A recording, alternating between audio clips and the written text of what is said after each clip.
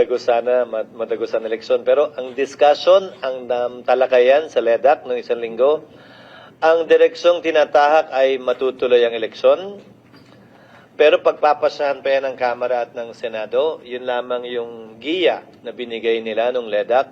At ang term ng barangay ay magiging 4 na taon na. Dahil hindi Senate yung term noon, di ba? Pinagpaliban lang yung eleksyon, tapos Senate yung eleksyon sa Disyembre ng taong ito. Hindi binanggit kung ano yung term. Ito, pinagkasundoan na yung term ay 4 na taon sa LEDAC. Pero ulitin ko, pag-uusapan, tatalakayin at pagbobotohan pa rin yan sa plenaryo ng Kamara at ng Senado.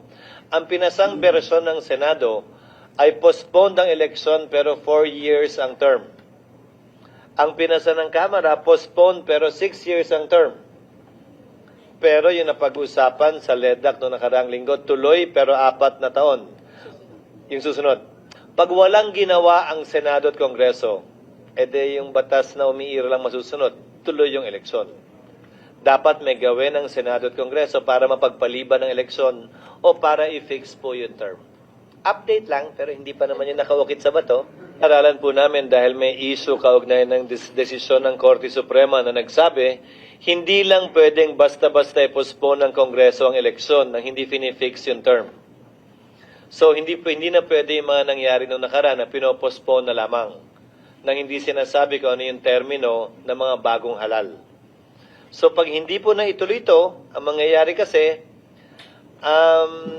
kung 4 na taon yung term, sasabay na naman sa lokal na eleksyon na yun yung sinusubukan ngang iwasan na magkasabay sa local and national elections.